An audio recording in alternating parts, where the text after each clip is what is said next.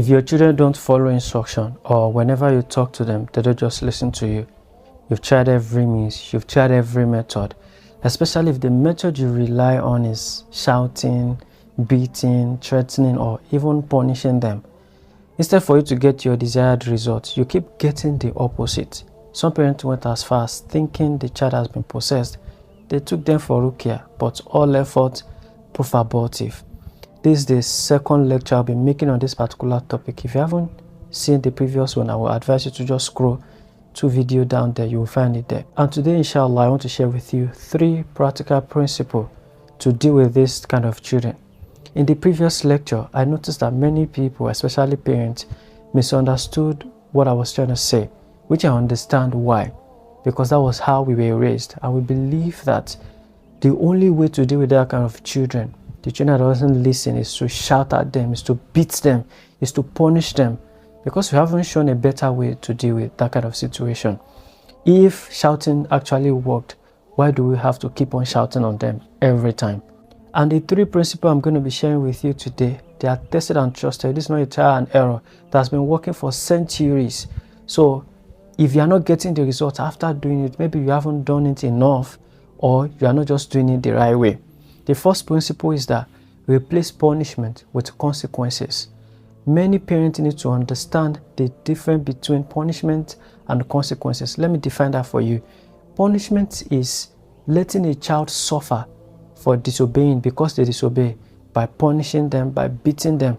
But consequences is allowing them to experience the result of their own choices, the result of their action.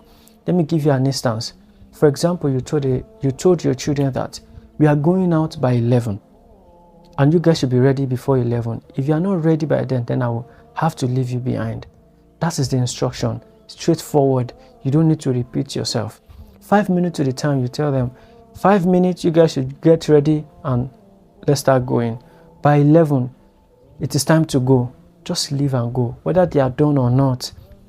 That is consequences. They know that if they are not done before that time, then they are going to be left behind. Next time, whenever you tell them about time, they will take it very serious because they know that you are not going to compromise. But another thing will happen, that a child might be manipulating the consequences. For example, a child that wanted to be left behind intentionally because they know that I just want to be at home, I want to have fun at home. So you tell them this particular time, and when it is time for you to move and they are still dressing up or they just finished bathing, ask them to put on their clothes like that without rubbing their skin, without doing anything, looking rough. Let them go out like that. Drag them out. They know that when it is time for them to go, the next time you give them time, they will be watchful of that time and they'll make sure that they are punctual to that time. That's the way to show them. You don't need to shout at them. You don't need to be screaming, because screaming and shouting or punishing them is avoiding them to experience the real consequence of their own choices. It's like you saving them for facing the consequences. The second instance I'm going to be giving you, especially for people that are still raising toddlers, you told your child that put on your slippers and let's go out. If you don't put on your slippers, then I won't let you follow me. That is the instruction, very straight and very clear. And the child started crying. They started jumping up and down for no reason, because many toddlers start crying for no reason. They believe that you have to do it for them. Just open the door, because that is the instruction. You will go without them. That is the consequence of not putting on their slippers. Open the door. When you open the door, I'm very sure 2 things will happen. It's either they stand up immediately, put on their slippers and follow you, or they stand up, follow you without putting on their slippers. 2 things will happen. Allow them to face the consequence of their own choices. And a child that refuses to put on their slippers, let them walk without putting on their slippers. Let them feel what it is without putting on their slippers. Next time, if you ask them to put on their slippers, what they experience without their slippers will keep ringing in their brain. That is consequences. That is, you don't need to punish them. You don't need to beat them more. You don't need to shout at them. You don't need to stress yourself. Let them face the consequence. Is harder than the punishment. They will face it themselves, because if you punish them or you shout at them, it's you not letting them realizing the consequence of their own choices. Let them see that, oh, they caused this upon themselves, not you. Consequences teach faster and better than punishment. I use a method in my class. Anytime I notice that a student is acting lazy, for example, we are supposed to read 2 pages in the class, and I notice that this child is trying to use the time against me, like, okay, I know when it is time we are going to end the class, whether we are done or not. I will now make sure that I disappoint that kind of child. I will tell them that if you don't finish the 2 pages before the end of this class, we're not going to end at that time until you finish that page. Even if it is going to deter me from taking the next student, I don't care. You must finish it. The next time, if I tell that other child that this is the page we are going to do, if we are done with these 2 pages, then we can end the class. That kind of child, we want to do it faster and better before the time clocks, because they know that even if they don't finish before the time, we're not going to end the class. That is consequences. I don't need to shout at them that be fast. I don't need to scream. I don't need to punish them. They know that if they don't do what they're supposed to do, this is the consequences. I can even tell you that you can write all the consequences for every action if they commit into any of them, so that they will know that if they do this, this will be the consequences. You don't need to shout. You don't need to scream. You don't need to punish them. That will make them become harder and difficult to deal with. Principle number 2, focus more on what they do right. Many parents only focus on their children's mistakes. Every conversation is about correction. Every interaction is criticism.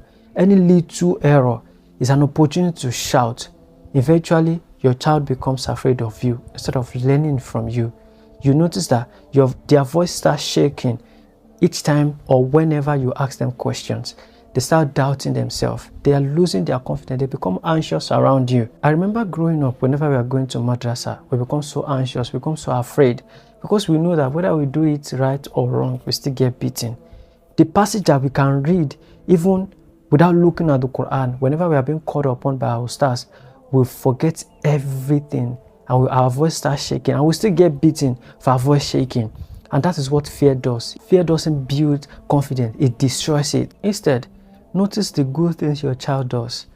Even if they are very small, praise effort, praise improvement, because they haven't been here before. They are just here. They are learning. They are not meant to be perfect. You are the one that's supposed to build them. Because I have noticed that a child will continue to do anything to make sure that they earn your love. They earn the praise, the little praise you give to them. Because I've noticed that children naturally improves when they are competing for your love.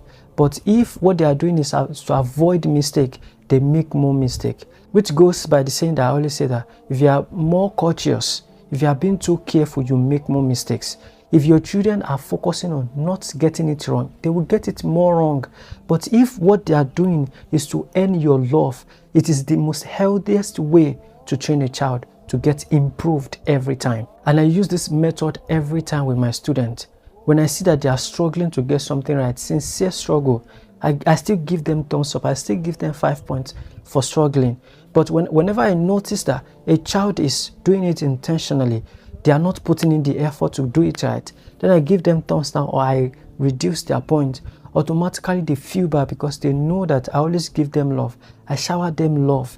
So they want to do everything every time to earn the love, so that they don't want to lose my love. So they will do anything to earn your love if the only thing they know about you is love. So the day you get angry at them, even if your eyes fine, they'll start asking you, Mommy, have I done anything wrong? Because they know that this is not your default setting. But if everything you do is complain, shouting, they already know that that's your default setting. So to earn your love is very difficult. So they always make mistakes, even trying to avoid mistakes. Small compliment, oh, good job, you're doing nice, put in more effort. Change a child better than a 10 minutes of shouting. You see, even when a child make mistake or mess something up, look at the reason why that thing happened and tell them that, oh, next time do it this way. Teach them how to do it. They have not been here before. I keep saying it. You are the one to put them through. They will make mistake over and over again until they become good at it. Give them the chance to learn. Don't force it on them. Okay? Principle number 3, build a relationship before demanding obedience. Many parents, the only time they have interaction with their children is when they want to give instruction. Go and read your book. Go and carry your this thing. Go and sleep. Stop shouting. Stop that. Move away from there. That's the only thing your child gets from you. They won't improve like that. Spend time with them. Ask them what they enjoy. Laugh with them. Learn what they enjoy. I learned how to play Roblox because of my students, so I can speak in their language. I can see the world from their own scope and lens. Tell them stories. Tell them about your own childhood. Let them connect with you. You're not a robot. Let them know you. When children feel emotionally safe with you, they naturally tells you everything that is going on in your life without you needing to force information out of them. I have had conversation with my students, a key student, that I got to know that this child is bullied at school. Even our own parents are not aware of this. I was one that informed the parent that so and so is happening to your child. You need to take a good look at this, and discover that that was true.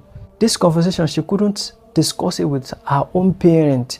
That's the kind of relationship you need to build with your child, so that they will be able to express whatever they are going through. Children naturally work very hard in order to impress someone they love. They will do anything to earn your love, because if you show them more love, any day that you are angry with them, they will do everything in their power in order to change whatever the situation is, because you will ruin their day. I don't need to be with my children before they practice, because they know that if they come to my class and they read the wrong way, I'm going to get mad. And getting me mad will ruin their day, because I won't show them the love I used to.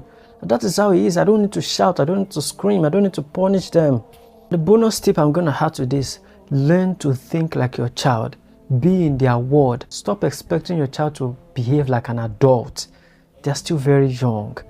Learn what they learn. Engage what they engage in. Enjoy what they enjoy. See from the lens they see life through. You'll be able to understand them. When they are talking, you understand the perspective they are talking from. Some students think through cartoons.